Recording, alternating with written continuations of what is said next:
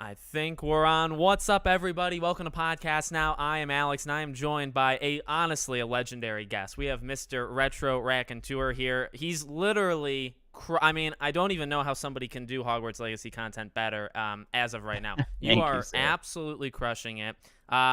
Your name, for those that don't, aren't subscribed and all that stuff, you can, of course, click and subscribe to his channel, and I urge you to do it because he really is crushing it. So, thank you for being here, and we'll jump in right after. But just thanks so much for coming on. No problem, man. Thanks for having me on. I think you were one of the very first Yeah. Hogwarts Legacy YouTubers I remember finding, and you reached out to me before. The channel was really small at the time, and we did kind of a little collaboration. So Yeah. even when I was a very small channel, so I still feel like a small channel. You know how it goes on YouTube. It's like anytime you grow, there's always another one that's out there. Oh yeah. But yeah, I'm excited to be on. Looking forward to talking Hogwarts Legacy. And my apologies, guys. My fault on being late. As you can see, like all the video settings, this technical thing, as YouTubers, you think I would be a little bit more ready for this, but we couldn't get the mic working. Skype didn't like my mic, so we're hopping in Some things Discord. just aren't meant to be. But Yeah. well, thank you all so much for coming. And you've been doing your own live streams now, the 2 times in a row on the Tuesday nights, and you've been crushing it. So, the floor is open here, boys and girls. We have, of course, topics, but as always, if you want to, we'll send questions. We can't promise, or I can't promise, that we're going to read them all. I'm going to try to, see anything that pops up. Of course, super chats and things like that help you, get immediately to the front and center of it. But beyond that, I know we've talked about the AutoDesk thing. I know some people are mad about the whole release, the delay potential thing. So I'd maybe want to start there because I do like making people angry. I made the video yesterday. We talked about, I simply said it's a possibility because games are possible to be delayed. There's 4 recent examples of games being pushed that do not that concern me, I guess, very greatly. So I guess I want to get your opinion on it. I know you talked about it in yesterday's live stream, but where do you stand, if you want to give a percent or whatever, where do you stand on a potential delay and all that jazz? Yeah. Well, as I think I got my visuals fixed here, so it's not going to be too bright for people. I opened the window, and that just made it worse. But yeah, I did have a chance to watch your video, and it's funny, I feel like I was cracking up because I was looking at the replies to your tweet, and it was like half the people were like, "Oh my gosh, I'm sick of hearing about delay. Don't talk about delay," and then the other half are like, "I want you to talk about the delay." So it's like you can't win, You you can't win. But yeah, man, I'll be honest with you. Like I was blown away with the state of play. Like when they showed everything they showed, I had a kind of vision for what I thought they were going to be able to accomplish. And I was sort of, Avalanche, they've never tried a game like this. Admittedly, this is the biggest thing they've ever attempted. It's Right. completely different from what they've done before. So I had in my mind, kind of the parameters of what the game would be. So maybe my expectations were kind of here. And then that state of play, they just like, Yeah. I was blown away. It's like, so wait, it's not even just Hogwarts. We're going outside of Hogwarts. Right. Blew my mind. So I immediately thought, okay, if they don't put a firm date on it, in the back of my mind, I'm like, if it's a nebulous thing, then I'm not going to be so sure. And then of course they said holiday 2022, and so I was immediately in the back of my mind, kind of like, oh man, I don't know if they'll hit that. Right. But then, as you've talked about, it's sort of like it's flaring up even more because of all this craziness with other games. Yeah. I know you cover a lot more games, so I was curious to see.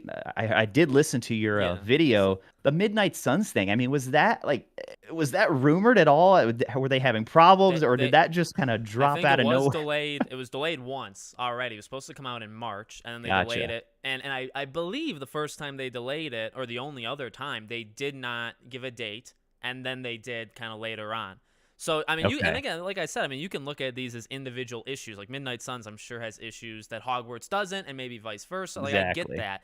But, for it to, I guess for Midnight Suns to do the same thing it just did again is pretty worrisome for that game. But the general point is it delayed itself 2 months, 2 months before, to the day that it was supposed to come out. That is incredibly close. And that's the trend that I really don't like, right? Forspoken, Midnight Suns, Warhammer, and Lord of the Rings Gollum. Forspoken was like 4 months, but everyone else was 2 months. And, Yeah. for those that say, oh, they're so active on social media and stuff, well, Midnight Suns was more active. I really don't like that argument. Midnight Suns is way more active than Hogwarts. And that's not like Yeah. it's a better game or worse game. It just, they're more active. So that scares me. And I think you're like you retweeted the Forbes thing, which I think sparked a lot of debate on Twitter. But it's like it's just asking a question. Like, this is not normal going into the fall and not knowing the date. And people even wrote that on my video where it's like, don't listen to the people that say these things. It's like, look, a game going into middle of August that's supposed to come out by the end of the year, not having a date, that is not a normal thing to happen. Right. It's just Yeah. not. It doesn't mean it's not gonna make it. It's not a normal thing for any game to do that. And you nailed it, I thought, when you were talking about how going forward, it's like until a game goes gold, until they are shipping discs to retailers, I don't feel like you can feel confident. I mean, even if they come out tomorrow and say, guys, it's November, whatever, December 6th, as we were guessing. Yeah. Until that game starts getting printed onto the physical disc, it's like, it's hard to say. But yeah, I mean, anything can, because Midnight Suns doesn't really show any sign. Like, I think that game looks fine. Like, it doesn't look like there's any major issues. From our side of things. Yeah. Yeah. And even Hogwarts, I mean, Hogwarts is almost made light. And see, and I said this because I respect them poking at themselves for the bugs. I like that. And I like how Chandler did it. But here's the issue they run is if the game gets delayed because of polish, them poking at their own bugs starts to not, it starts to not look good. Right. It's like, that's the reason why it's delayed. So instead of making fun of yourselves, and not necessarily from us, I think just from a wider public, it's like, these are the people that made a Twitter post about a bug and they're delaying the game because of it. It's not a good look. And so that's the worry thing that I've had since they did that tweet. It's like, you can't delay the game now because of bugs. And Chandler, I feel for that guy, man. He does not have an easy job. Yeah. And it's like, as soon as he came on board, almost immediately people are like, what's he doing? Where's the news? It's like, guys, you've got so many parties involved with this type of IP. I mean, and this is no offense to Chandler. I'm sure he's great at his job, but he's like a piece of this much larger puzzle. You've got the Avalanche marketing guys. Then you've got WB. Then you've got Portkey Games. I mean, this is a major IP. Then you've got apparently PlayStation, as we know, is heavily involved. So that's like 4 big time marketing teams that are involved with this. So for people who say, I trust Chandler, I mean, I trust Chandler too, but just know that Chandler is very limited in what he. I mean, and delays have happened with the employees not knowing it before. So like those that say, oh, Chandler's very active on Twitter. The delay could happen tomorrow, and Chandler could find out tomorrow. That has happened, and that does happen. So I would not be shocked if that happens too. You know what I mean? So it's not his fault. I would never, and that's the risk you run, is people are going to blame them. People will go after Chandler for whatever reason. People go after Avalanche. To put a blame on one person is not right, and it's not reasonable, because that's not how it works anyway. But that happens all the time. Developers have read things on Bloomberg about something happening, and that's the first time they had seen it, is from the reporting. And that happens in real world politics and stuff too, but it does happen in games. So it's nuts. Yeah. One thing that could be fun to talk about is people have kind of poked fun at some of my videos about, having sources and this kind of thing. Yeah. I saw your tweet. You want to elaborate, or if there is any? Yeah. The one tweet you said, that was a good tweet. I was hoping we could talk about this, because it's like, this is the kind of thing that, as you know, in a YouTube video, man, you got to be precise. You hit your points, you're gone, or people are going to click off. They're not going to watch. Podcast type setting, like, you got people in the chat asking questions. This is when we can really kind of get into this stuff, because I really do appreciate those questions that are like, why can't you, you can't tell who it is? Like, that, I don't believe you then. Yeah. I don't blame you. I wouldn't believe you either. But if you put yourself in my position, as someone who is, we're not journalists per se, but I have a background in communication, broadcasting. I work in marketing now in my everyday job. I've been on both sides of the coin. So I've been on the person trying to get the news story, the one doing the interviews, and then I've been on the PR side too. So it's like, if somebody tells you something in confidence, that's you're building a relationship there with that person, right? So if you come out and you're like, Joe at Avalanche, he's the one that told me this, immediately, like, that what kind of position does that put Joe in? Right. Joe is a made up name, by the way, guys. It was not Go Joe. search But quick. Who's Joe that works in right, Hogwarts right. Legacy? So it's like that would destroy the relationship. If I put out, then he's got to make a choice. Like, does he deny it? I mean, I probably would, He would. right? If he I denies think it, they well would. then, 9 out of 10 times they would yeah, deny it. Yeah. exactly. Yeah. So it's kind of funny though how it all started. Is you remember way back when we had that all the big leaks about the resumes. There was Yeah. all the stuff about it's like inspiration from Ghost of Tsushima and all that. Yeah. So that's kind of where this thing started with like some people who would be connected getting in touch with me behind the scenes, right? On, DMs and stuff like that. And so it first came to me from someone who said they were just a fan. It was a random fan. They were like, "Hey, a bunch of us on this Harry Potter Discord, we've been going through all these old resumes." And you know how it goes. I mean, I'm sure you've gotten DMs Yeah. from people before. You're like, "What the heck are you talking about?" Like what? And so then I start reading through some of the stuff they're sending. I'm like, okay, okay. Well, then about that time, you remember Rolling Library had just broken the story about the art book. Yes. And so I saw an interaction between him and James for Expecto Go, for those of you who don't know, on Twitter. And he was like, I'm going to have some more news on Hogwarts Legacy soon. And I was like, wait, what? This is like weird timing. There's still part of me that's like, this was a controlled leak. Somebody out there was like sending this stuff out there. And so I reach out to James, I reach out to him, and I'm like, so, what's going on? So then I don't think at the time I didn't realize that all of this was basically stuff from most all of it was stuff from resumes that people had found. So the guy that reached out to me, though, he also had some screenshots where he had been in direct contact with a dev. Yeah. With a dev. And so that was the point where I was like, oh, okay. And it was enough for me to believe it. Right. And I was like, I'm comfortable enough to go with this, given that Rolling Library has this same information. Expecto Go is getting some of the same information. And then, of course, a lot of that we've seen looks to be pretty accurate about the dungeons and things, it seems like. So, okay, fast forward now, the Quidditch thing, right, is the more recent one. Right. This one came totally out of the blue. This one came totally out of the blue. Oh, let me back up though first. That person, like the stuff that he showed me from the direct contact at Avalanche, they had said there was no Quidditch. No playable Quidditch, I should clarify. No playable, like the player not going to be able to actually play game of Quidditch. And I didn't say anything because I was like, I don't believe that, because that was when they showed what looks like someone in Quidditch robes in the trailer. So I was like, I feel like there's no way that's true. Well, then fast forward several, after the state of play, just a couple month or so ago, month or two, whenever I posted that video about the Quidditch thing, someone who, let's just say very close to the development, just randomly reaches out to me on Twitter. And so I was like, okay. So we're talking, and they were telling me that they would be very shocked if the game made it out in 2022. Very shocked. Yeah. And I was, I was like, why would they be contacting me? Why would you be telling me this? And their point was basically like, I feel like the community, I love this community, and I feel like they need to be prepared. Yeah. Because I think everybody could see just how passionate and excited this community is. And so then I also threw out there before I kind of ended the conversation with him, I was like, is there anything you'd say about Quidditch? Because I heard from someone that it's not happening. Yeah. And they didn't come right out and say it, but they were basically like, it's not playable. Yeah. You're not going to be able to play Quidditch. So there it is, guys. There's the behind the scenes story of how all that happened.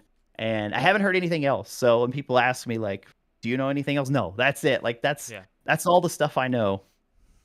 Well, I upset people too much for people to give me inside information, but I want to talk about what you just said. I want to give thanks. Yeah. There's a lot to unpack there.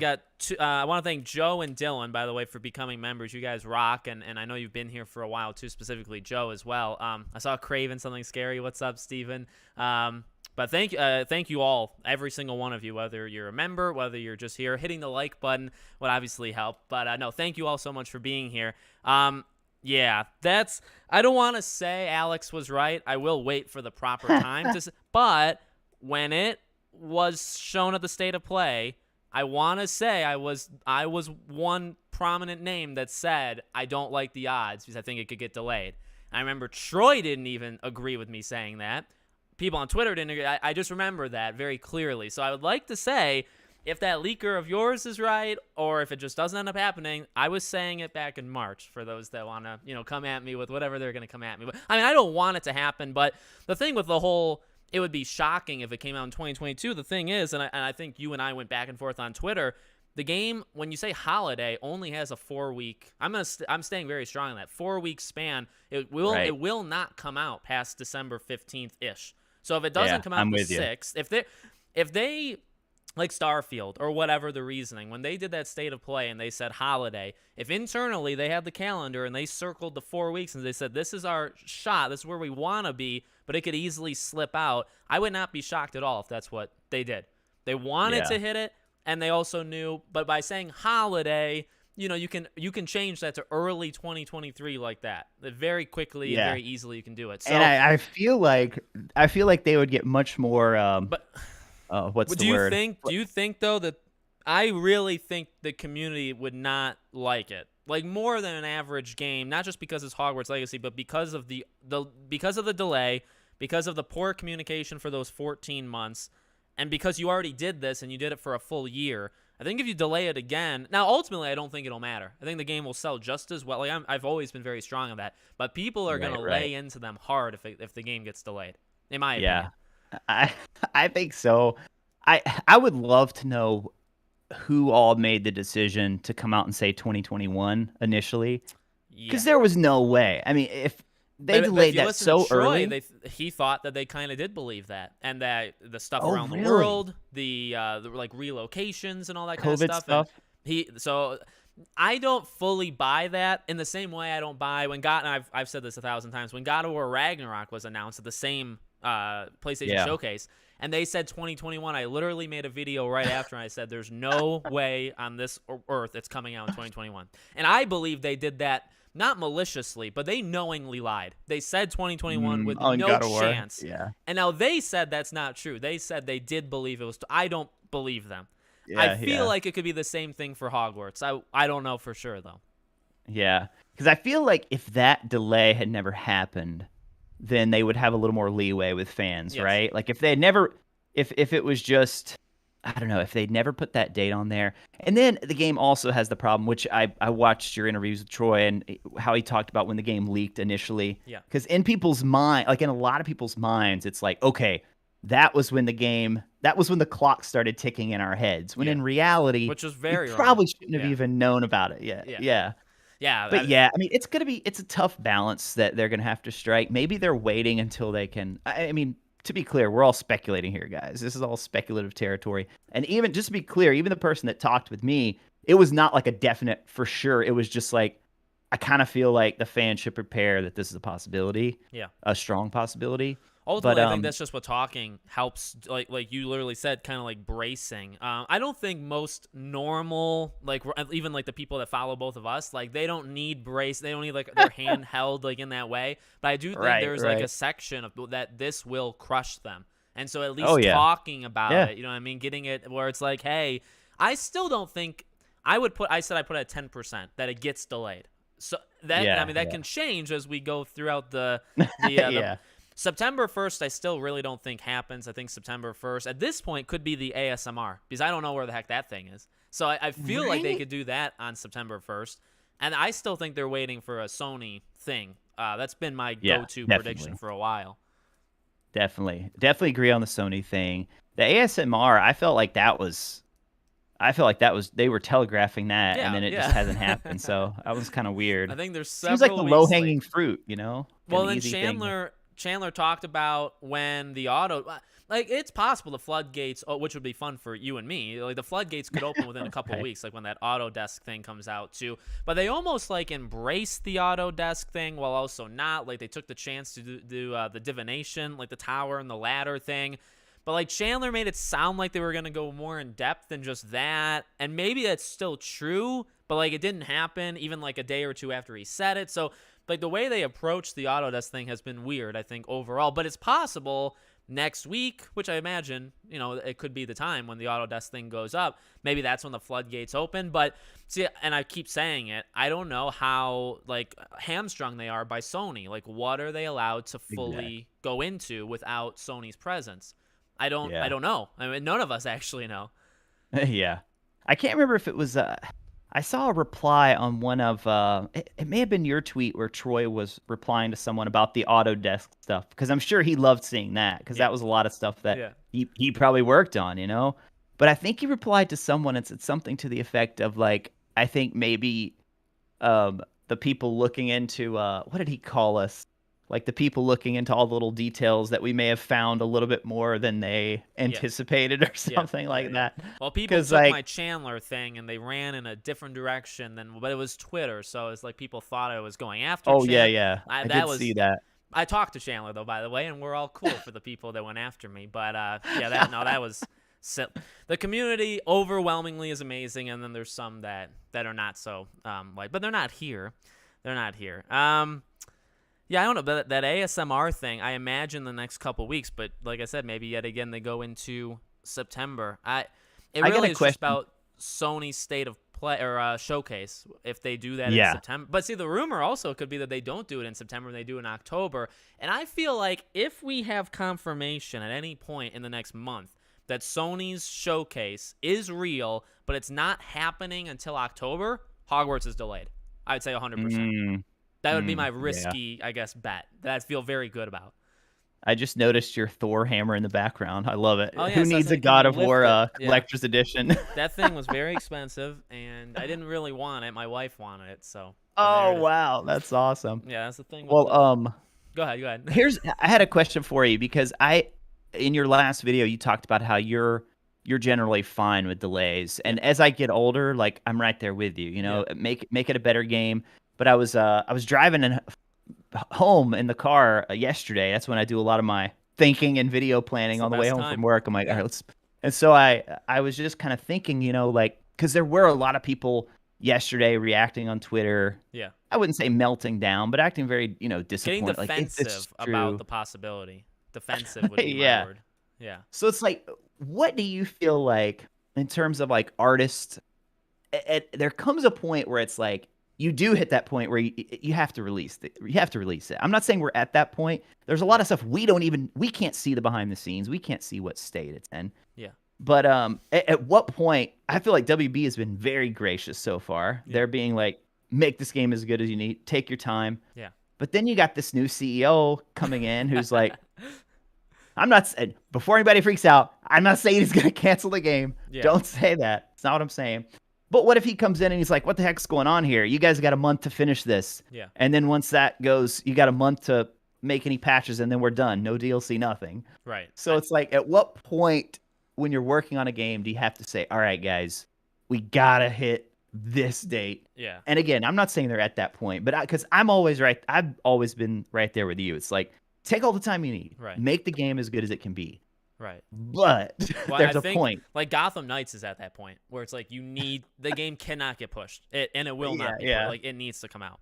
Gotta come out. Yeah. So I think my complex answer, because of course I have to go on tangents, would be it's a big one. like the industry, Hogwarts in this entire thing would really start to again show, just like Cyberpunk, like the flaws of the industry of announcing the game too early and how you do release dates. Like there is, I think, a pretty, like you can nail a release date set thing. I know some people were joking where it's like you can't do a release date till the day before, like announce the game and release the day after. I do think there's a sweet spot of like that 3 to 6 month period that people would overwhelmingly be fine with.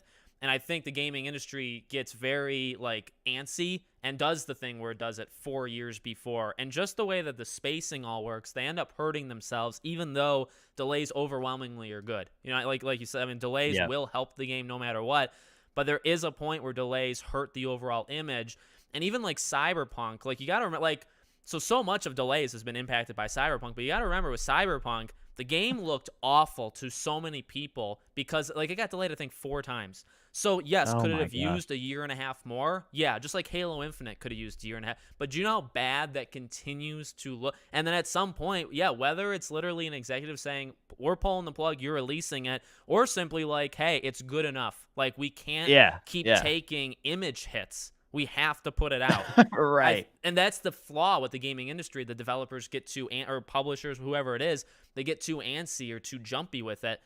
That's the issue. So I don't think we're there yet because it's only been delayed once, and it was such a wide open delay of like it could release at any time, you know. So I think one more, like if they were if they did a big delay, like they said spring, which would be huge and that'd be very upsetting. If they said spring and then there was talks of it delaying again, then that would be the pull the plug moment. Just I agree. That's what I think. I agree. Ben's here. Benjamin Snow, everybody. Hey, what's up, Ben? Expecto Go. Expecto Go. Oh my god! Yeah, I looked down. I have to look up. Everybody's here. I want to thank Nico for the super chat, buddy. I'll get to your question in a second, but thank you to everybody. By the way, and I don't know if Retro has seen this on Twitter when I've talked about it. My plan hopefully will be to bring. I mean, we have a fantastic community of creators. My plan is to bring us all together in a Avengers-like scenario for a live stream. So I definitely want to do that, and we'll be talking about it soon. But I think, the community here, they love everybody. They love Ben. They love you. They love Expecto Go.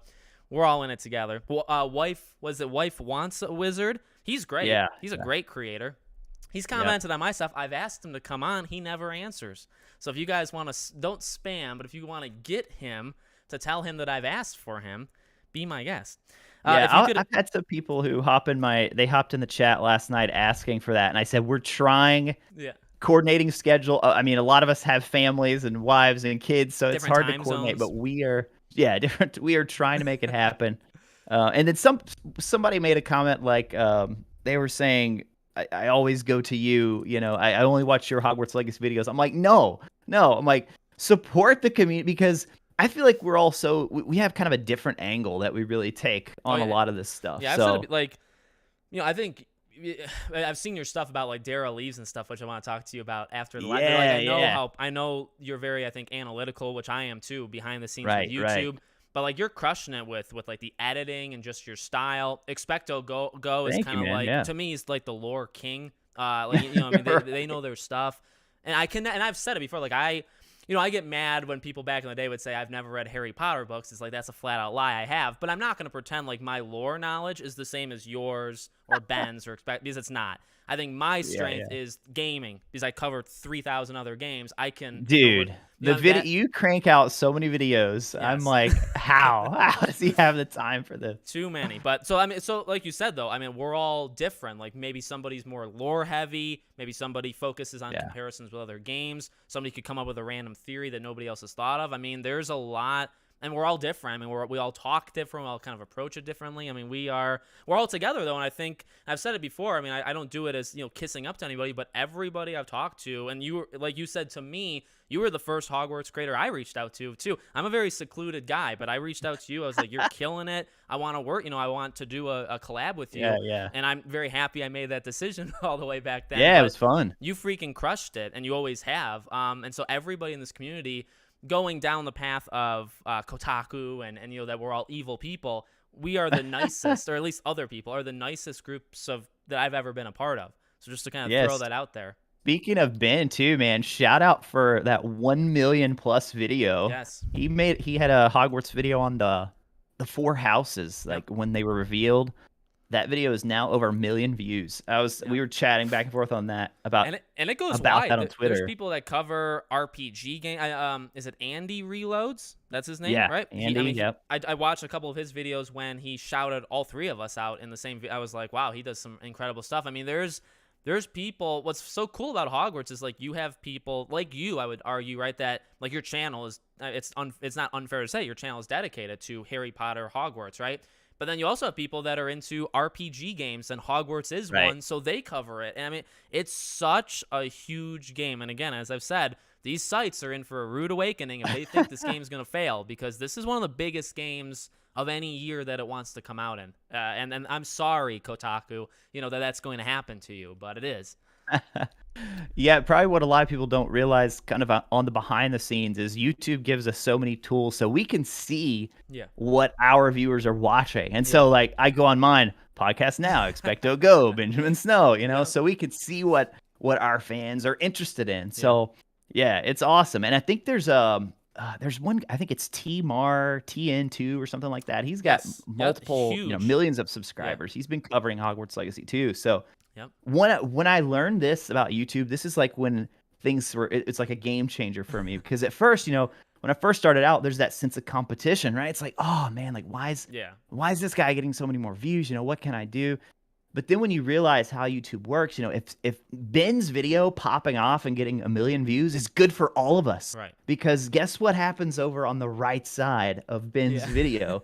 It's going to recommend some more Ben videos. Yep. But then it's like, oh, they like Hogwarts Legacy. Let me pull some other Hogwarts Legacy videos. And so then they start getting recommended us and other Hogwarts Legacy creators. So Yeah. it's like, it really does raise all what's the word, a rising tide, whatever that quote is. Yeah. But that's exactly like how it works. It moves all of us up, and I guess from that approach too, yeah, like if one video blows up, it gets all of us. And also just Hogwarts is a gigantic game, and also the competition thing too. It's like everybody is slightly different, where it's like it's not really that. And once you realize that YouTube is like too gigantic to really care about competition, right? Then it's like it doesn't really matter too much, because it's like they're doing their own thing and they're having success, but you can't have the same channel, literally the same channel as somebody else. Otherwise, it'd get boring if you did that. Mm-hmm.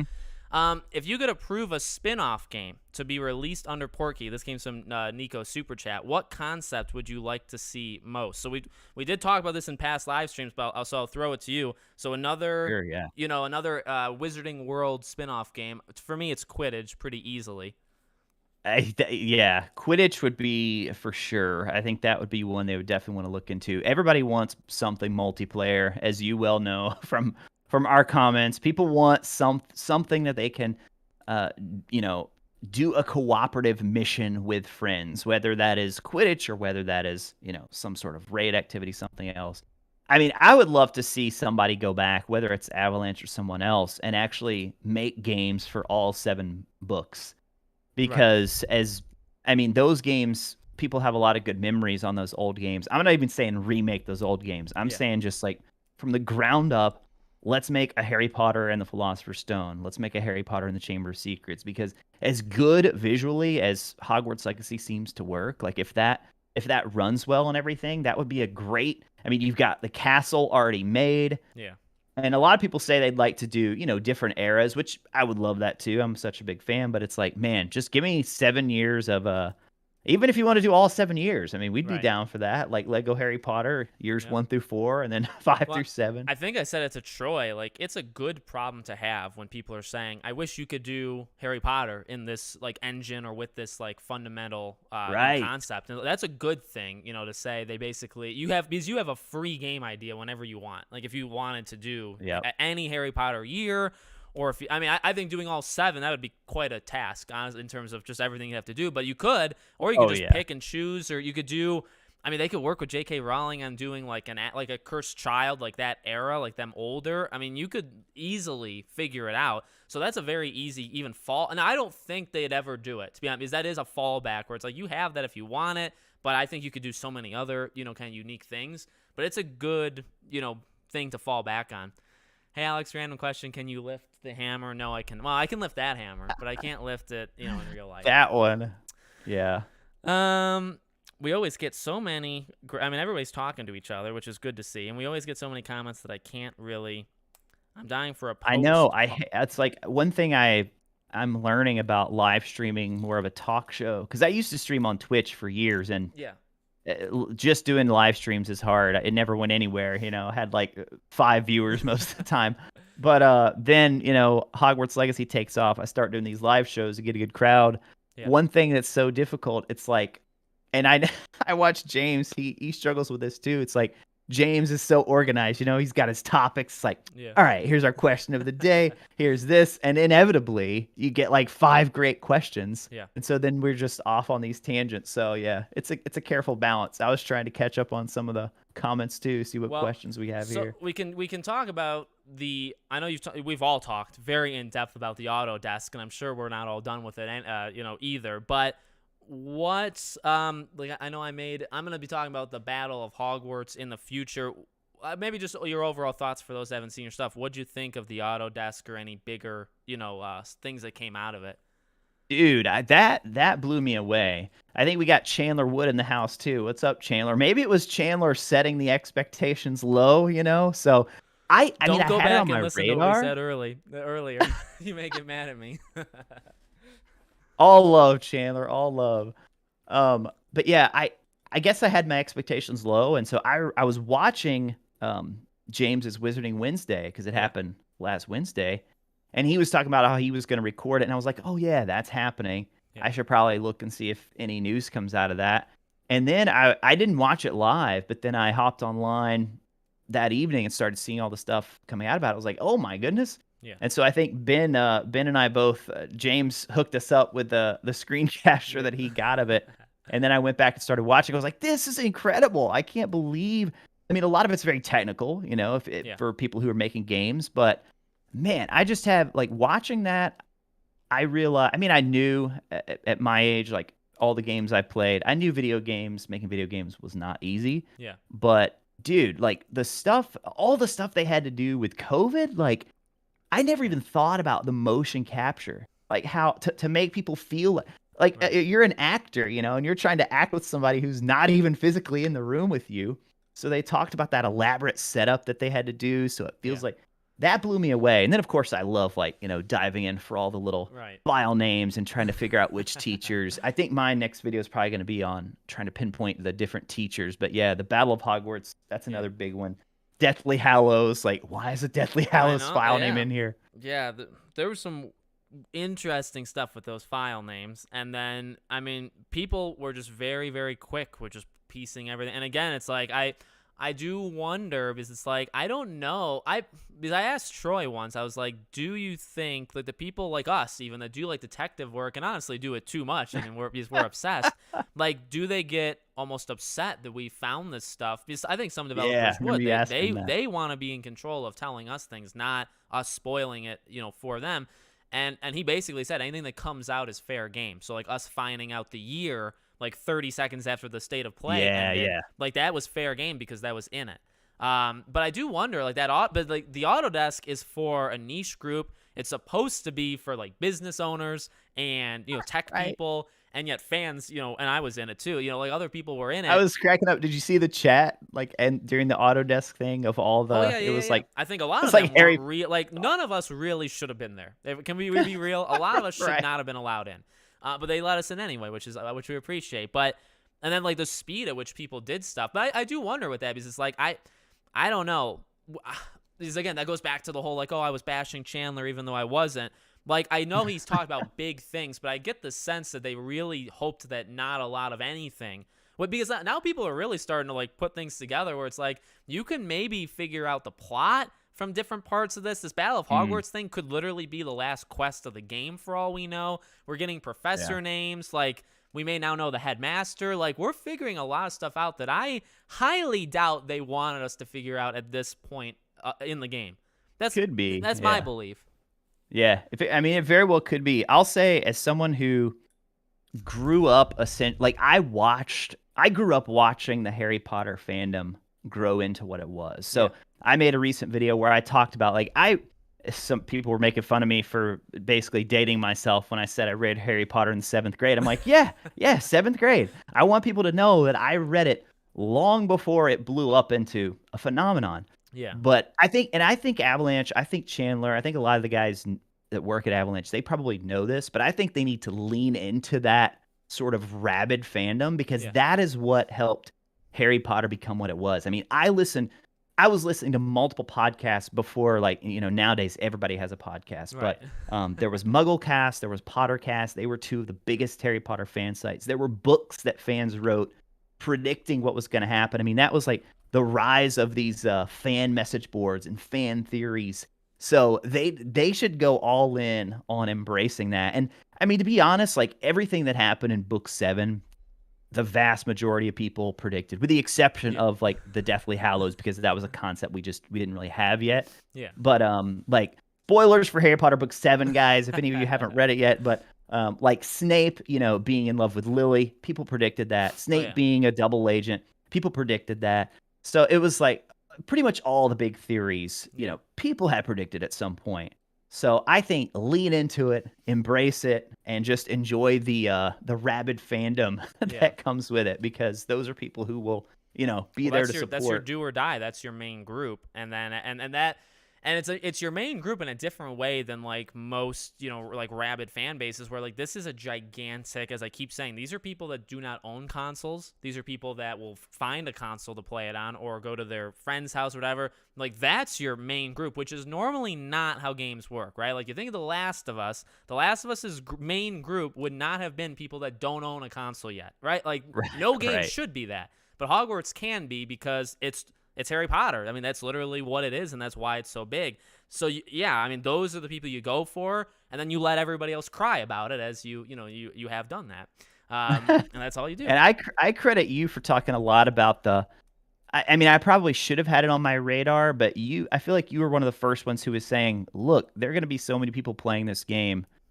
I mean, exactly what you just said, who Yeah, aren't necessarily gamers. And if yeah, you go and read like the Harry Potter subreddit and read the comments on a lot of our videos, you will see so many who are like, I don't play games, yeah, but I'm playing this. Like yep, I will. A lot of people are like have like laptops that they use for work and stuff. They keep asking like, do we know anything about the minimum specifications yet? yeah. It's like people want to play this game. So yeah, it's gonna be really interesting to see how well it sells, because I think it's gonna sell very well. Yeah, same. Dylan, I know he's probably gone. He said good night, but thanks for the super chat, buddy. We'll see you in the replay tomorrow. You can read, that I accept. Yeah, Yeah. the game is gonna do so well. The game is going to be received, I would say. Well, I mean, the thing is, of course, and we've said it before, like it's not a slam dunk six. Like it's not, guaranteed to be amazing. And Right. In that's terms something of that's, of course, gameplay. Yeah. that gets to how long is the game going to be, and are they going to shortcut certain things? But I feel so confident on at least the sales. I don't really care the critical reception. As I've said, I fully believe this will be where sites say we're not doing it. We're not reviewing this game because of the politics. Ben made a good point where he said they will because they know it'll get clicks, which is fair. It's a dying industry. They Mm. need all the clicks they can get. But I really do think you could see like a Kotaku or something say, issue a statement and say we are not going to be covering Hogwarts Legacy, and they'll think Yeah. of it obviously as a bold, like we're standing up for the good guys. Everybody will laugh at them and say, well, you provide nothing to the conversation anyway. I know I'm people have said it before, like I am easily the most direct when it comes to the game journalist. I've put Oh myself yeah. in the line Yeah. of fire where the others don't do it as much, and I would Well, never expect yeah. anybody else to, by the way. I think you and James even talk. I mean, well, it goes back into the different styles. I think Yeah, you and James talked about that, and I'm more in that vein of James. Like I don't really touch on that. positivity. I'm like the positivity. I'm focusing on the if you're excited about this game, I'm here for you. Whether you're, wherever you come from, your Yeah, religion, your politics, whatever. This is for people who are excited about Hogwarts Legacy. And as even you, I mean, to your credit, as you have said many times, if you feel so compelled that you feel like it would be compromising your morals or your values to support the game, then that's totally you're yeah. well within your rights not to support Just it. don't So tell me to. Never. right, Like, yeah, that's or all I make you feel ever. like that Yeah. you're a awful person Yeah, that's if all you do. it's a thing in life. Even if you tell somebody to do something that they would generally agree with, if you're telling them to do it, there's a human instinct to not do it. Oh yeah, So if you tell me I'm a bad person and you're like this savior for boycotting the game, you have every right to boycott it. It's your money. I have no right to your money or what you do to it. But don't you ever tell me what with my money. I mean, that's as right, simple as it right. gets. You can't tell me what to say on my YouTube channel. You can't, and it's these people just miss the point so much. Is that well, even if you're supporting it, you're supporting the bigotry or whatever. It's like no, I mean that's what you're saying, and you can say it all you want, but you're going after average. And again, this is where the boomerang comes back. There's a lot of average Joes that are getting this game that don't care about any of it, or don't talk about politics. They're not into it, or they maybe they agree with you, but they could care less about what you're saying about. They want the game. Who cares? Yeah. Anything else? They're gonna buy the game, and it's gonna be real great to see. Real great. Yeah. I just get well. Let me There's- ask you. This will be your chance to jump in the controversy in the small sense. Do you think, as I've actually brought this up to Troy, what are the odds of a second game? Not even like story or plot, because I know we'll probably all make those videos, in the future.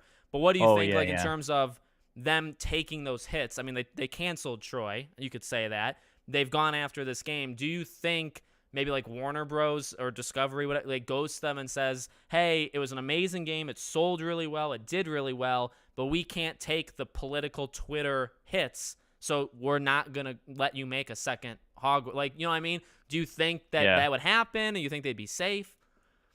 I think they would probably be fine. I mean, as you know, the gaming industry is kind of a different beast, even I mean, even than Hollywood in some sense when it comes to that. But I mean, they're still coming out with Harry Potter movies. Those have their own share of problems. But I mean, they're still like the Cursed Child as far as a play goes. I hear it still does very well. Right. And then there was even that rumor, or may not have even been a rumor. I mean, they may have even said how they wanted to do Harry Potter TV shows. Yeah. They had the Back to Hogwarts thing with HBO. So yeah, I think it's an IP that's definitely here to stay.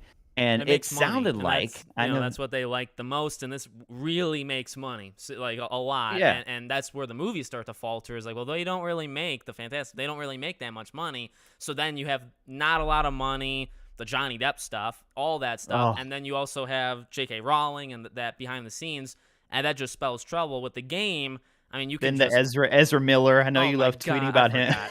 Yeah, but with the game, you can literally just take a bath in the money you made from the game every night, and you can say, well, it's worth it. And gamers are more tolerant, and they're willing to go to bat for you, I think, more than Hollywood. Like, we're willing to go against the articles that are calling it out more than you would for, like, a movie franchise. There's just more of a connective thing with games. So I agree. I'm worried about it, and I do think there probably is conversations of, like, Jesus, like, do we have to back down? But it's going to sell so well if they want to do a second game, which I do think they will want to. They'll do it. Yeah, you jumped on it too in that blog post where at the end, I mean, they basically I think say it was it. Alan too who basically said like, we want to do more in this world, and whether he was talking about DLC, sequels, or both, I think they want to do more. What's your opinion on that? Do you think the game will get DLC specifically?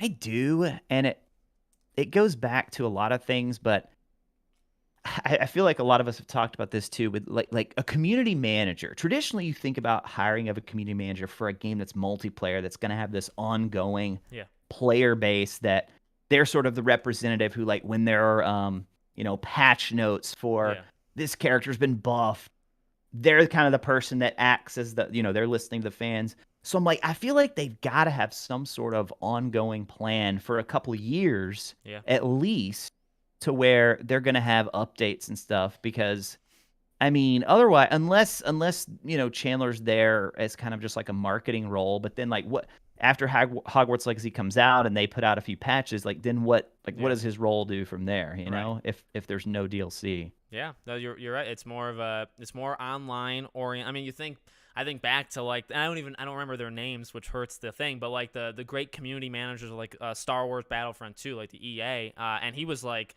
heralded in that community as just an incredible, and then he left, and that actually signaled the end of Star Wars Battlefront 2. So he was really, when it started to die off and they left it for Battlefield 2042, that's when he left, and people kind of knew that was coming. So yeah, the thing I get worried is that if you do DLC, that pushes a sequel. So the more you do DLC, if it's like a multi-year thing, fine. I would take one. I would take, like, the game comes out, let's say, December, and I would take next year, second half of the year at some point, maybe a year later. I'd say a year max, though.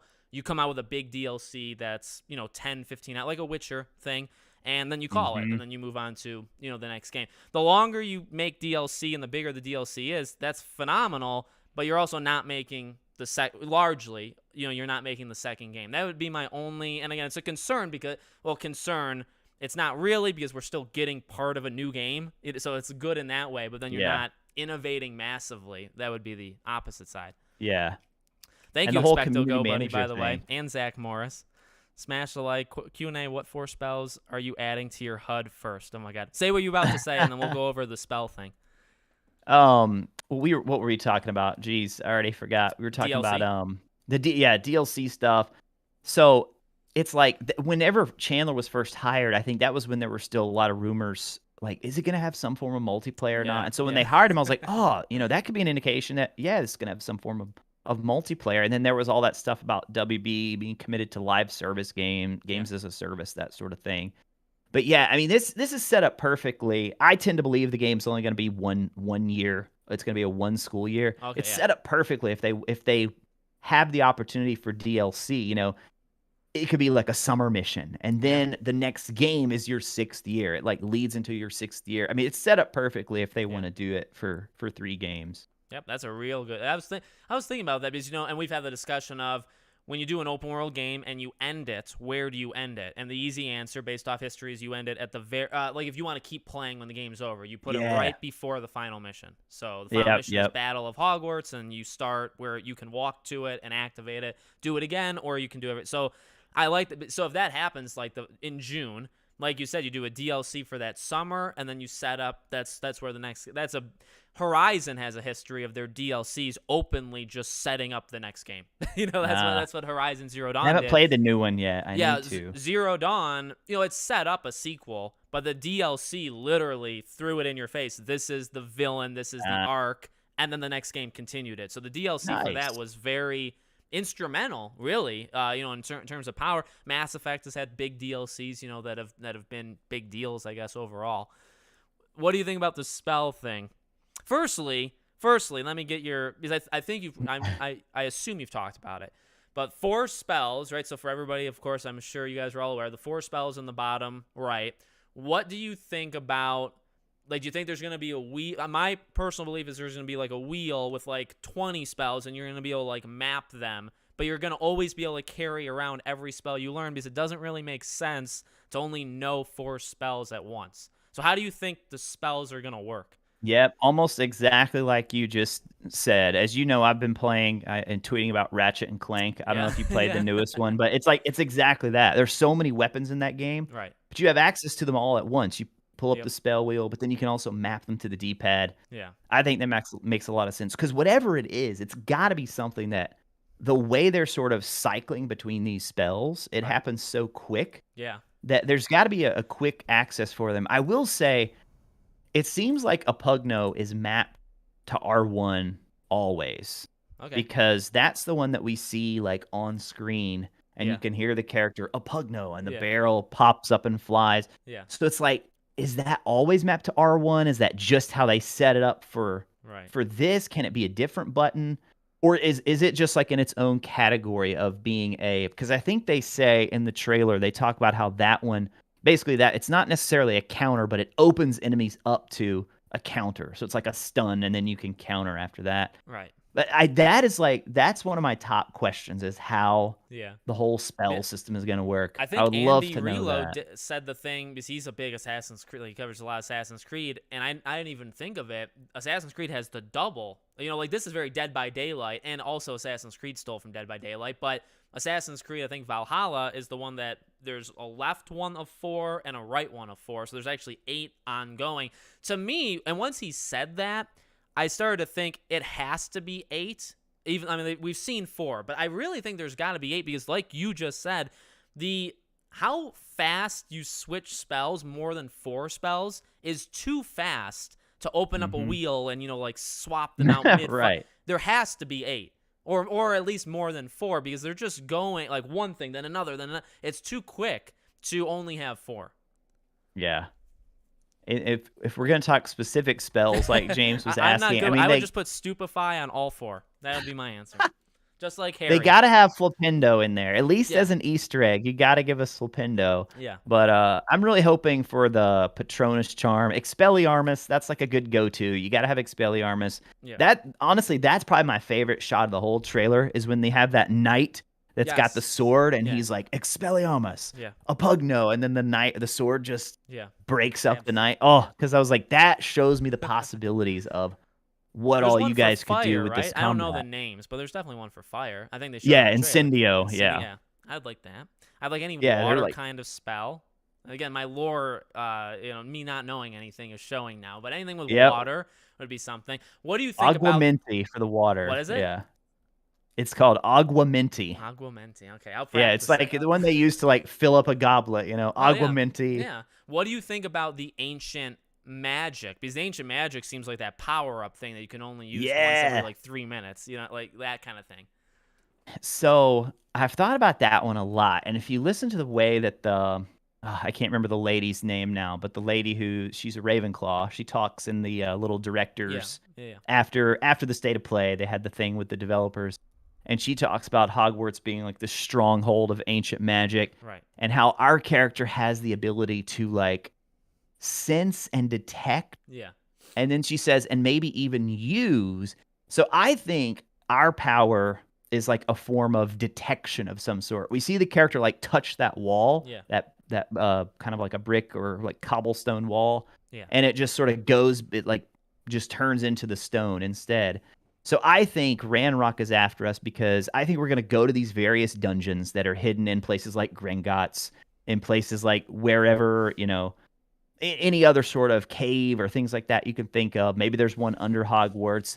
And each of these locations is where, I don't know, maybe Merlin has hidden the ancient magic, some form of ancient magic. But our character is the only one who can, like, get into it. right. But then maybe anyone could use it. Because I kept thinking, like, she talks about how Ranrock is trying to have it so he can use it for himself. So I'm like, okay, Ranrock, unless he thinks he can control us somehow, Right. he's thinking there's a way that he can use this power. So I think he wants us to unlock the area, and then he can take the power. Right. And I've, because I haven't really made many. I started this past week. I haven't really talked about like the villains because we don't know too much. Like one of the more interesting things about this game is like the red herring idea that they're not even the only two villains. What are they truly after? So what you just said, what's interesting though is because it's a game of good and bad, the bad option, and I've said this, the bad option, in my opinion, can only be one of two things. Number one is you join Ranrock and then you would help him with it, or you end up killing him and you're the villain.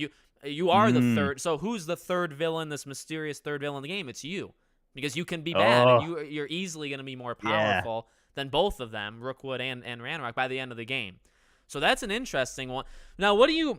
This is almost just like open speculation just out loud. Yeah, I love this. What do you think about because I've never really thought about it either, the Fantastic Beasts, like the corruption of the creatures. Do you think because they actually, I think, I listened to the State of Play again, I think they made a point to say it literally is corrupting creatures, and they don't say anything about like humans. Is the power to, because that's mind control, you can just control humans. Do you think the power is controlling anybody, and Ranrock can only do it, or Rookwood? Because they're hunting beasts, fantastic beasts, so you imagine they're hunting them to corrupt them. So, like, are they going to go after humans next? Is that the main idea? I feel like that could simply, like, if it's simple and, like, we don't need to read into it too much, it could just be that. They can control pets and animals, but they can't control humans, and they're trying to do that. Yeah, I was just, one of my very first, this was an early video. I was just going back and looking at it. It was from 2020. Oh, my God. I made a video, like, I have a huge theory about Hogwarts Legacy, and it was about the creatures, because this was before we had the second trailer. Yeah. You had the guys with the bones and the skulls, and there were so many shots where you could see creatures with, like, chains on their arm. And even before we got this recent cutscene with the hippogriff, which all but makes it completely clear, and then we learned about poachers too. So yeah, I think that's a big part of it. One thing that hit me in a video I was working on recently. So if people remember, Inferi are confirmed for the game. So Inferi are they're basically dead bodies that are reanimated by a dark wizard. And so those are the ones that we're fighting right before it goes to that Avada Kedavra shot. We're fighting the Inferi. Inferi are not like natural. Like, it doesn't happen naturally. A dark wizard always has to be behind the creation of an Inferi. So, like, Voldemort was one of the few that made them, and I'm pretty sure Grindelwald had made some too.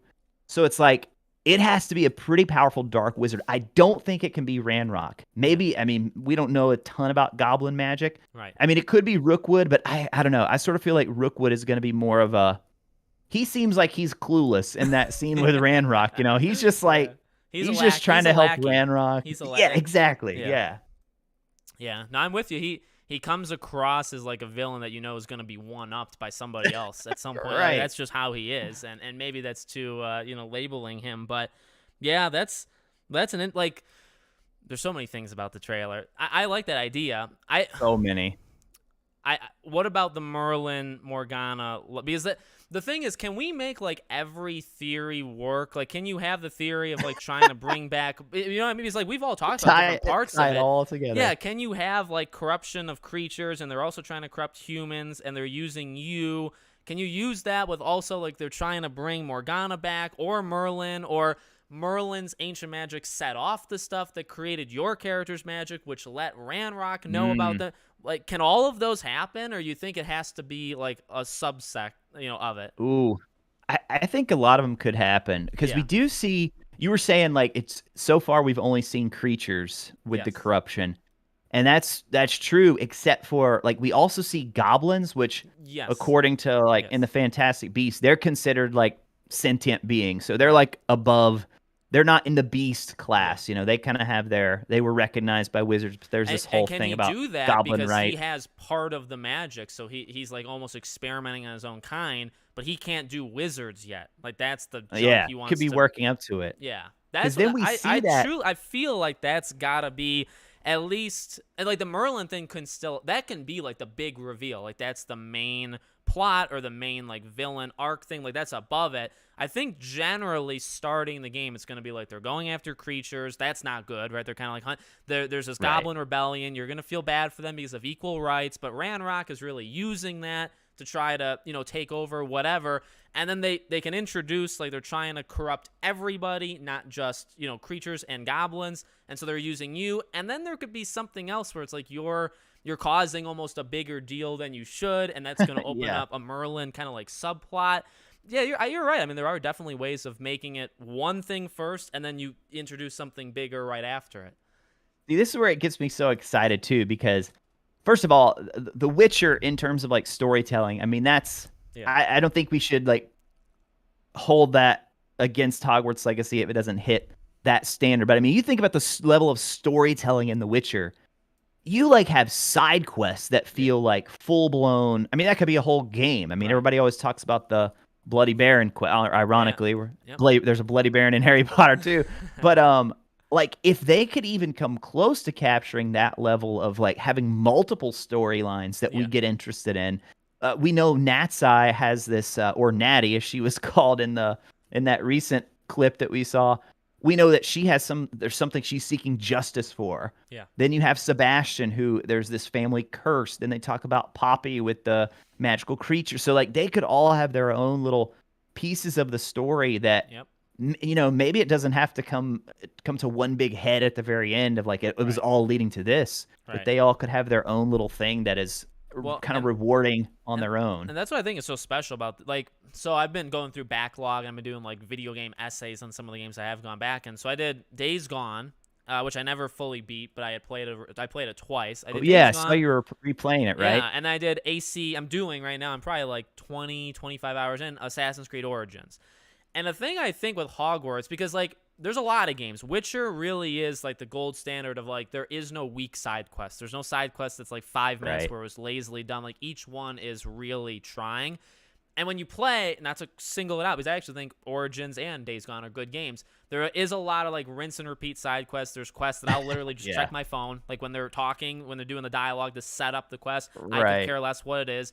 The thing I find very special about Hogwarts is I think even if they did go a lazy, route, it still will have so much kind of like lore and like interesting things for people like us to look into. There really won't be a weak, you know what I mean? Now, I don't want them to use that as a, like they're going to fall back on that, where it's like, well, they're Right, not going to right. be very detailed. They are going to be more like Easter eggs. I'd like a blend where they are in depth and they do feel it.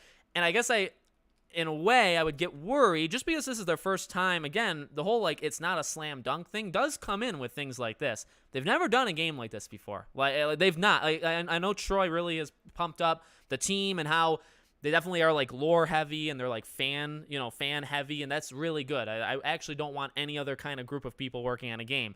But when it comes to like never doing something before, I do worry that the quests with the friends, those are going to be the most detailed, and the others maybe Yeah. aren't going to be filled very. Like that's a small concern that easily could happen, and we just Yeah. don't know yet. Yeah. It's so tough, because it's like you want to give.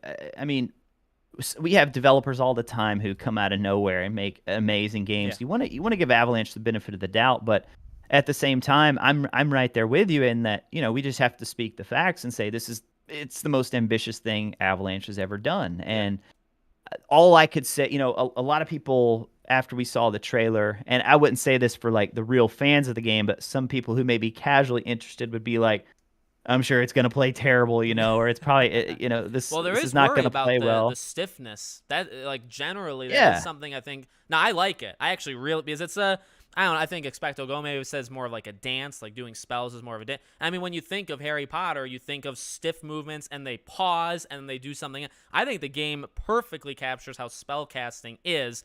I Yeah. get a normal RPG fan looks at it and says, no, like absolutely not. So Right. that is a general issue, I think. Yeah. So it's like we see that, and no one can say, nobody's played the game yet, Yeah. except for the people on the inside, right? So it's Right. like we don't know how it's going to play. So all we can really comment on is the history that Avalanche has had and conversations with like that you've had with Troy Yeah. and the thing that they put out in the state of play. So I think they have definitely made clear their passion, which I know you've talked about. I mean, that Yeah.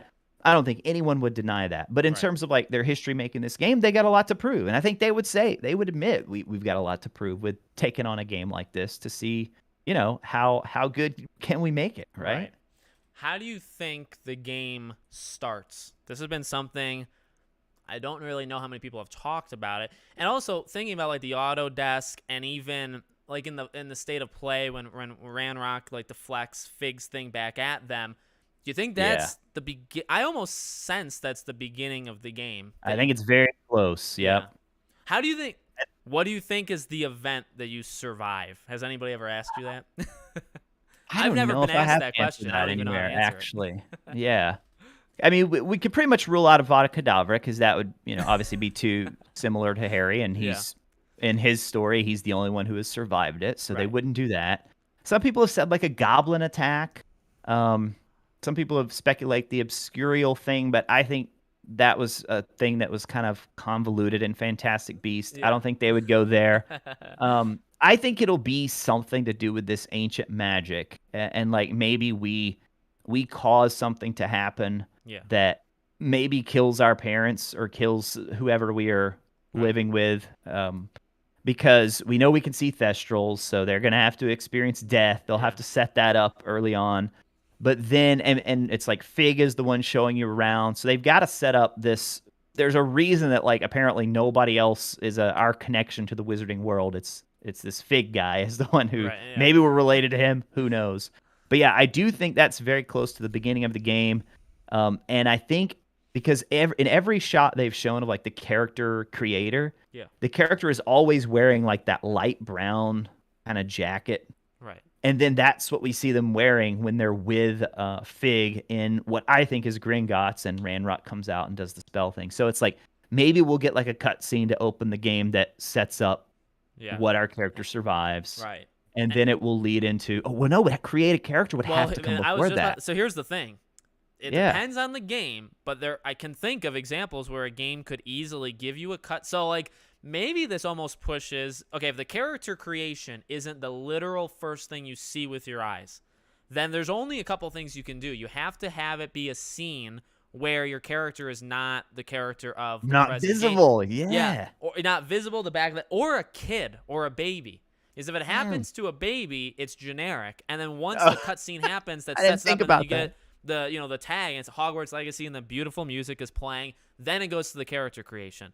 So You're probably right, though. The games usually do. but They some start games right start with the the character creation before anything else. Exactly. Like Elden, well, you would know the Elden Ring, right? So Yeah. it depends on which order they go, but if they go cutscene then character creation, I guarantee you're a kid. And like you said, maybe you call, because there's the ancient magic you use on the one thing to like disintegrate them, and it's like a lightning bolt like from the sky.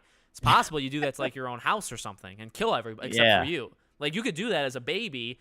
Now, how do you explain being a fifth year from that? Would be my, is it like Harry where they, like you're with, you're with the uncle or whatever, and they don't want you to go, and they've been trying to get you for 4 years? Like I don't know how you would make that work.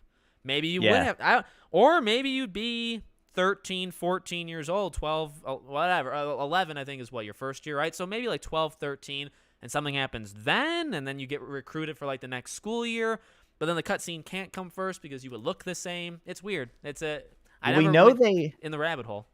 they definitely want us to be speculating about what we survived because Yeah. they had a little fun with that in the blog, like where she almost Oh, answered yeah, it, yeah. and Chandler's like, "Oh no." Yep. But because yeah, the fifth year thing is super interesting because I can't remember if it was a leak or rumor or what, but I've read so many theories that one of the theories is like that we're a squib, so that our character or was thought to be a squib, which Oh, okay, yeah. for the fans, you guys know is if they don't know magic. So Yeah. they're in a magic family, but they can't perform any magic.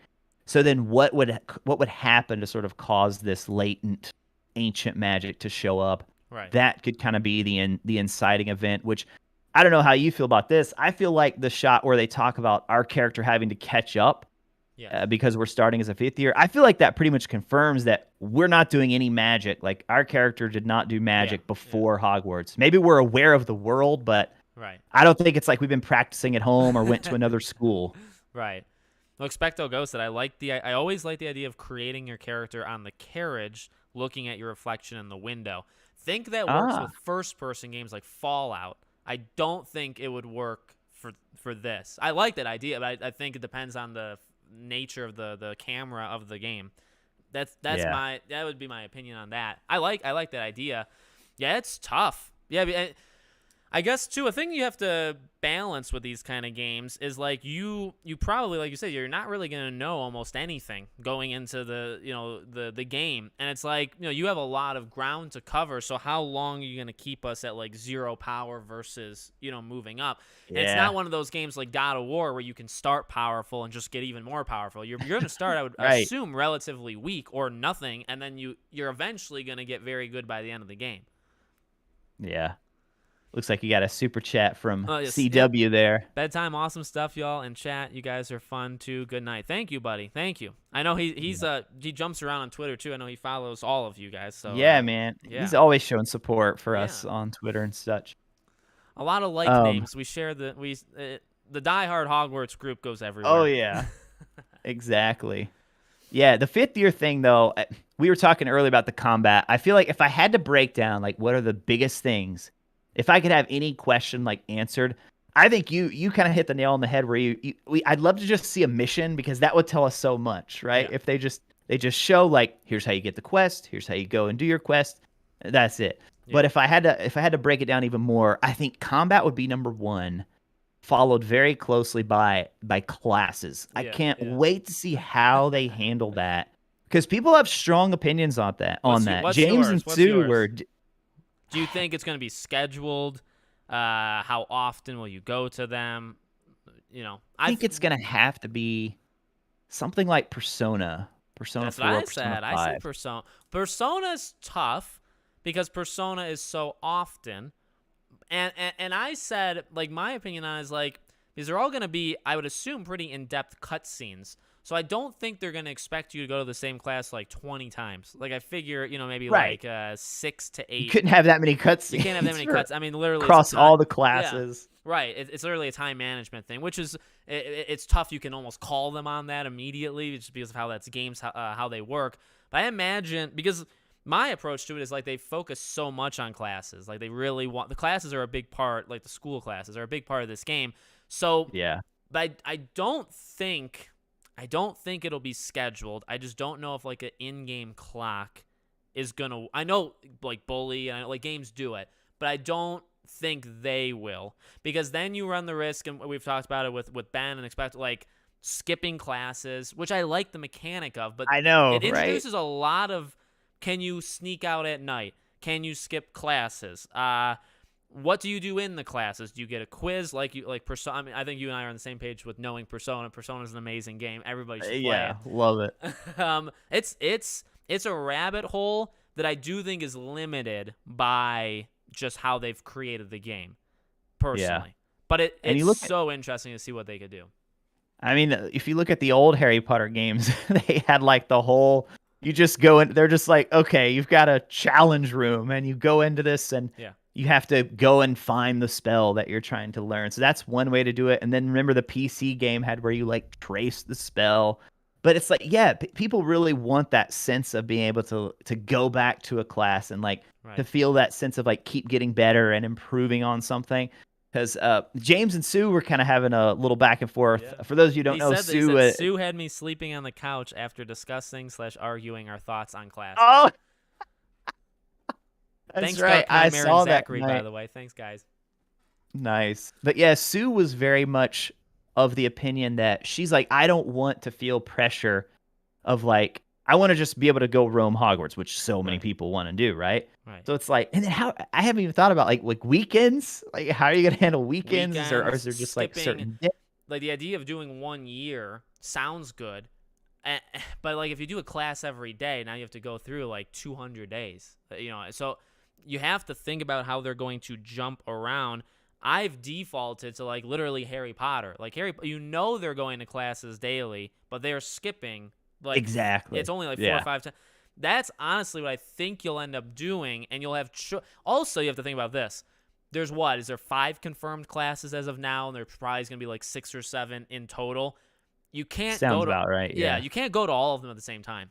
So you have to pick. There could be maybe some people literally are just going to skip divination, where like every single time they'll skip it, you may never see those cutscenes. So you know what I mean? Like, and I think tying that with experience, like maybe you'll get better in one thing versus the other. That'd be really interesting. Yeah, like if you go to potion, I think my first idea was like, if you go to potions, you would unlock a potion, like a literal potion, because we can use potions in the world, Yes. and you can use in the room, so you can get that easily if you choose to go to potions class. If you don't go to potions class, it's not necessarily skipping, although again I like the mechanic of like you skip to class 10 points away from Gryffindor. I know, I right? like, but then maybe they say, well, you can get that potion by going into a lair and it's in a chest, a material, or you go to the library and you have to read. But again, reading now that means you have time management again. So I keep going back to time management and like a schedule, an in-game clock. I don't think there'll be an in-game clock. I want an in-game clock. I just don't think there'll be one. Yeah, I know. I just don't. I'm I'm right there with you. It'd be so hard to make that work because somebody was pointing out in one of my on my videos if we're gonna have the astronomy class or not, because that would be one class you could do at night. And I was like, I didn't even think about that. That would be like you would have an option for the night class. But I feel like that had to be such a design challenge. I can't wait to see how they decided to handle it, because there's so many variables. And a lot of people get disappointed when I say I think it's only going to be 1 year. I'm like, you shouldn't let that disappoint you, because they control how the clock works, right? Yeah. And this is hard. I've been trying to articulate this in a video and I've struggled. So maybe if we talk it out, you can help me find the right words. But as somebody who plays a lot of games too, like trying to convey this to people who don't play a lot of games, it's like they set the in-game clock, so to speak, right? Yeah. Even if it's not a running thing we see. So is it like the old Harry Potter games where like you can run around all day if you want, and it will always be this day. Yeah. And then you have to do something that triggers it going into the next day. Yep. Or is it like, Zelda Breath of the Wild? You literally see the sun moving, and so there's just so many variables, With a day-night cycle, it could be the day-night cycle. Because they showed that shot, right, of the that day almost night. screws them, because it's like then you would expect you're going around the school and you're seeing the sun literally come up and then go down. But then you have to worry about, well, at a certain part of the night, you're not supposed to be in the halls. You should be in your. So again, like, how strict are we being with what you're able to do in the game with your character? It is tough. And something to trigger the season. When does the season change? That's gonna be, I think, quests. Different quests are gonna bring you into a new month or something like that.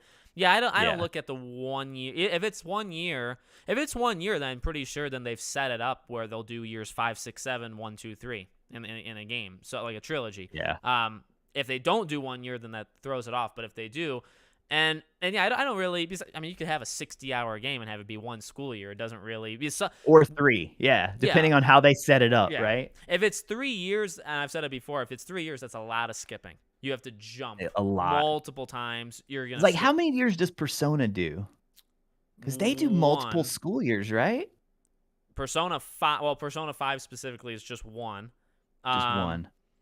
there's Maybe like I'm thinking there's like about. a big vacation like around Christmas, which is like a month that you can do That's what whatever. I was thinking. That's what I was thinking of. Yeah, the Yeah. vacation threw me off. Which they Yeah. could do vacations and big chunks where they stop the game of Hogwarts. I think you're going to have to do that because you're going to have to let us leave Hogwarts, which if it's in like the normal school year, you're not going to be able to, like during the work week or whatever, you're going to be in class. So Right. it's going to be really interesting.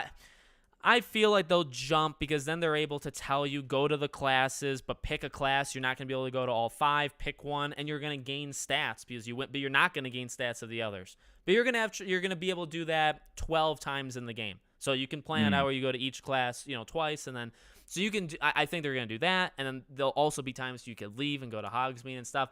It has to kind of hold your hand in that way, otherwise, it becomes a bigger open world Persona than even Persona is. And again, to not kid Right. ourselves, they're not that. That's not. I don't really know if I would trust them to do something like that. Right. Like, I mean, they don't have Persona's been built over many, many years of multiple games, right? Yeah. Expecto Ghost said that Magic Awaken has specific classes for certain days, and Astronomy is like a Wednesday night class. That'd be interesting if it's like it's like Monday's your Defense Against the Dark Arts day, Tuesday Charms, whatever. I'd like it, but again, like you can't do that. What there'd be like 40 weeks in like normal school, like any normal year. So you can't do it 40 times. You'd have to do it. I think you'd have to jump around. I don't know. I think the first couple hours of the game, you're going to go to each class. That's what those cutscenes are in the State of Play. I think it's the first day, right, of each class. And they're going to walk you in. You have to go to Potions. You have to go to Defense Against Dark Arts. And you see, the professor, they gave him the name, whatever, the Slytherin Ronan, guy. the new, Yeah, and he'll jumping down the stairs and going through that cutscene. That's the first day of class. And then you you may not see him then for the entire rest of the game if you choose to not go back. Like that's just how it'll be. That'd be interesting. If there's not any, I'm intrigued, story element that like wouldn't. A lot of people, I'm sure you've seen the speculation that people are saying one of the teachers is going to be the big bad, which would kind of borrow from. Yeah, there's the thought that maybe Fig is in on it, or maybe Black, if he is the headmaster, maybe he could, be part of like a larger thing. Yeah, have a class, but then I don't know. Wouldn't that kind of be obvious if, like, say, the Charms teacher? Then you'd have to really focus on making sure we went to Charms, and if we never went to Charms, well, then you lose that impact of the story.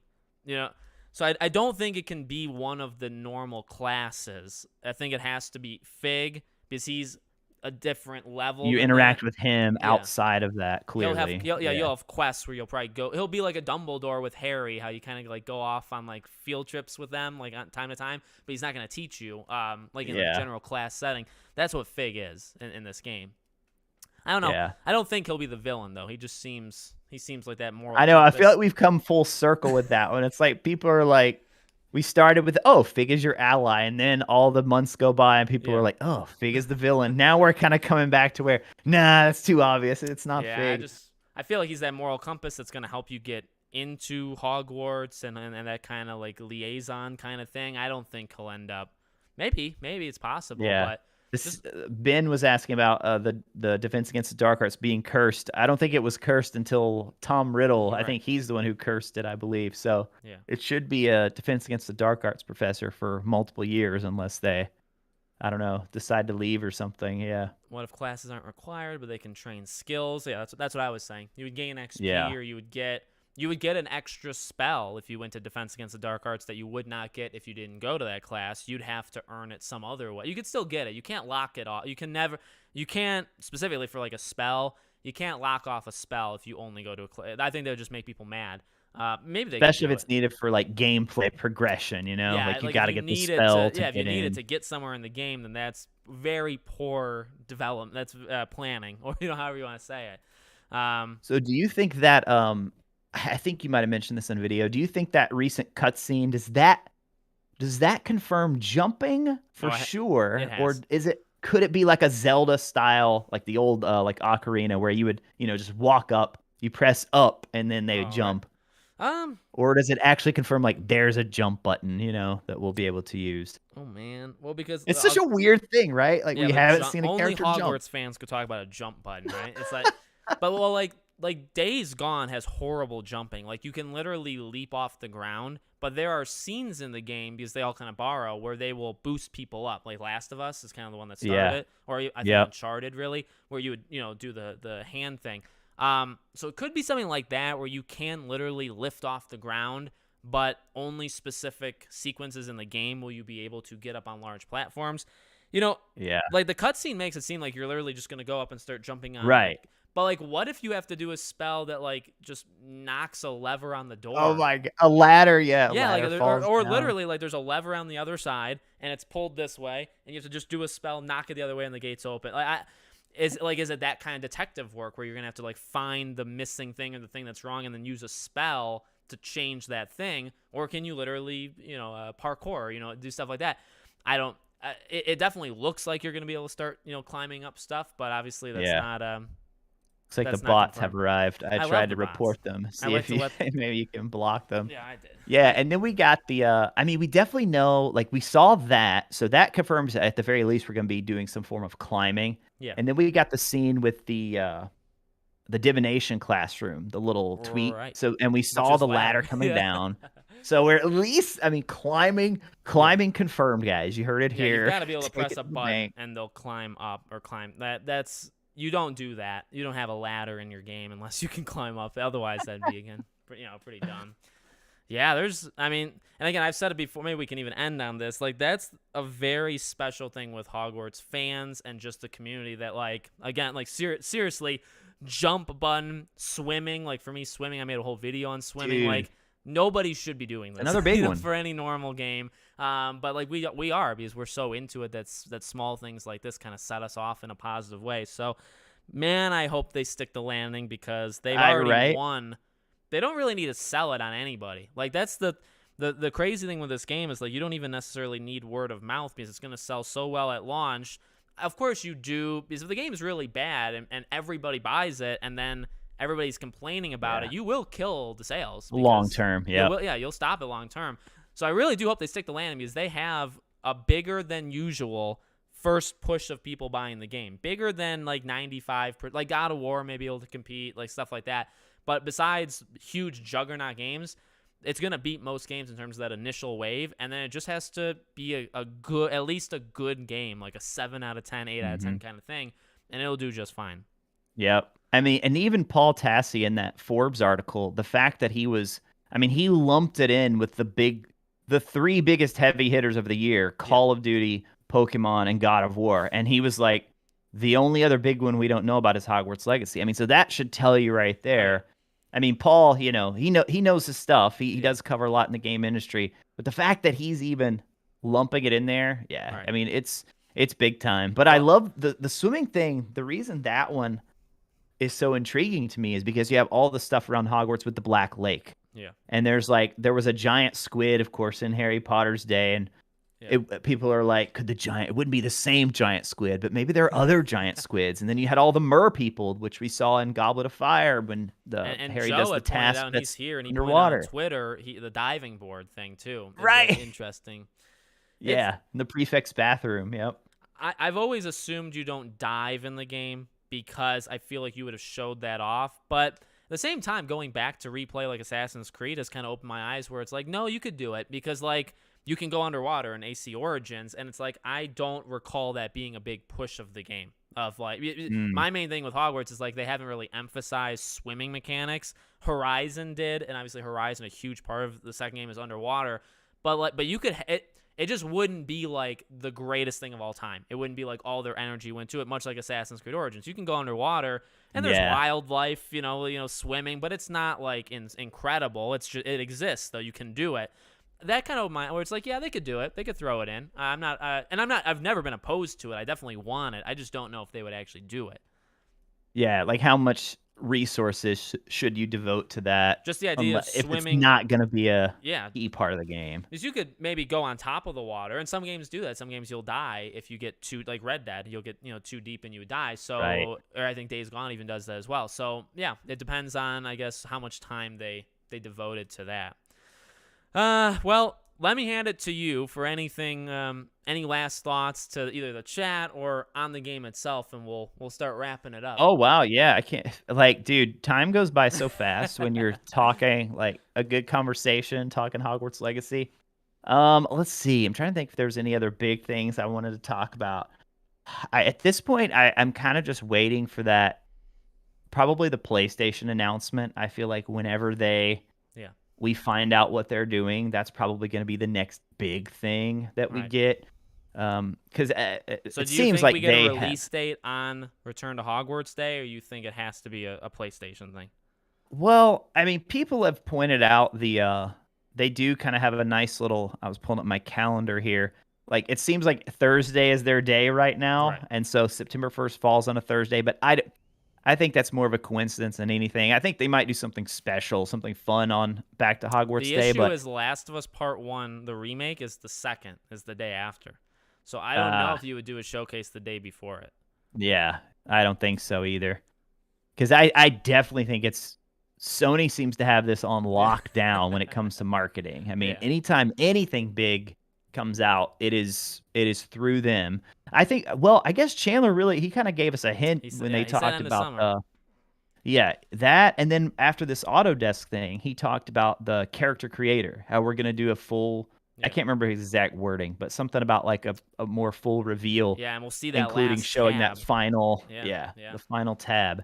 So to me, that feels like that's not just a tweet, that's probably like a PlayStation blog Right. post plus a video component. Maybe it's Right. like the video that they released about the controller stuff with that Yes. Yeah. PlayStation put out. Yeah, it'd be exactly that. And the thing is, like, is that the big thing he was talking about originally? And also, end of summer is up till September 20th or 21st. Like, that is still summer. So Yeah. in the gaming, lingo, that's absolutely still summer. So it really, yeah, it comes down to me, when in God's name is this Sony? Because there has been rumors that the showcase is not in September, it's in October or November, which would Oh, wow. terrify me.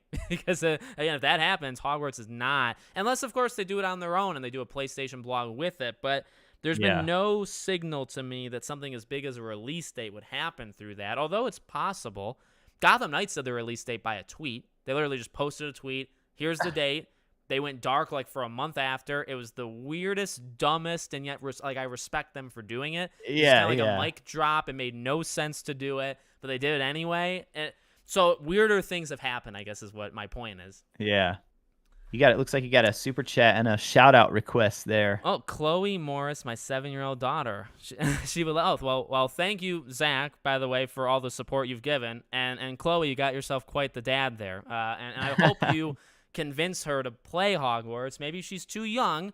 I have an 8.5-year-old. I honestly don't think she would be able to do Hogwarts Legacy. But Hogwarts Legacy 2, I think a lot of our children, all of our children. I didn't realize yours was 8.5. My Yeah. my son's 8 too, my Yeah. oldest. Well, do you think he's ready, or do you think you'd have to wait for a second game? Nah, he does his favorite game ever is Super Mario Odyssey. He's Ooh. played that through and got more That's a moons than I did. sophisticated-ish game, though.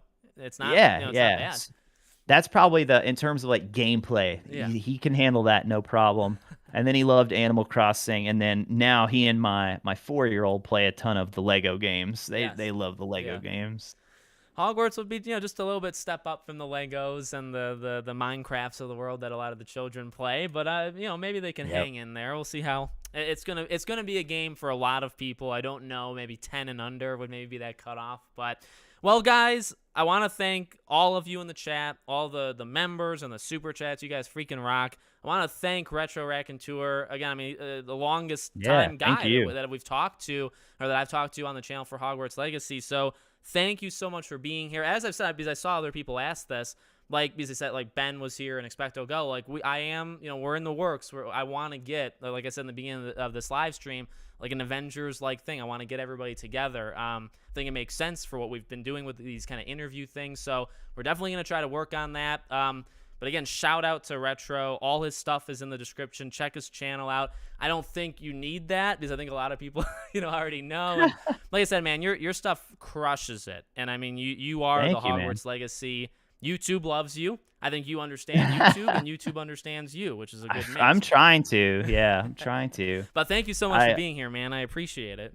Yeah, no problem. Thanks for inviting me. This was a blast. I really do want to get us all on at some point. I think Yeah. that'd be we got to figure out who's going to be. I mean, I guess if it's on your channel, you can kind of be the sort of host to Yeah, yeah. set I would take everything a up back seat because and talking. I did it. I mean, I had a Scream. I had a Scream thing where I had about 7 different creators for oh Scream, wow. and we all talked. And if you guys can believe it at home, for how much I can't shut up, I did not talk almost the entire live stream. I let everybody else do it. So, no, I think that would be a blast to get. Not just even these, I guess inviting Expecto Go and Benjamin. So I want to try to get like Andy Reloads. Like there's other content creators I Yeah. definitely want to get too.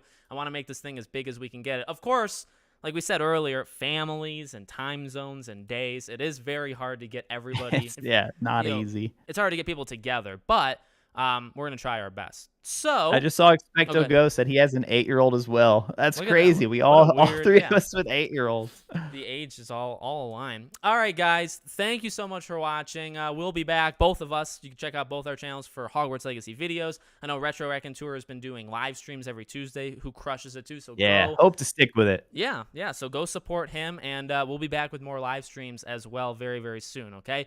Thank you guys for watching, and we'll see you all on the next video. Excellent.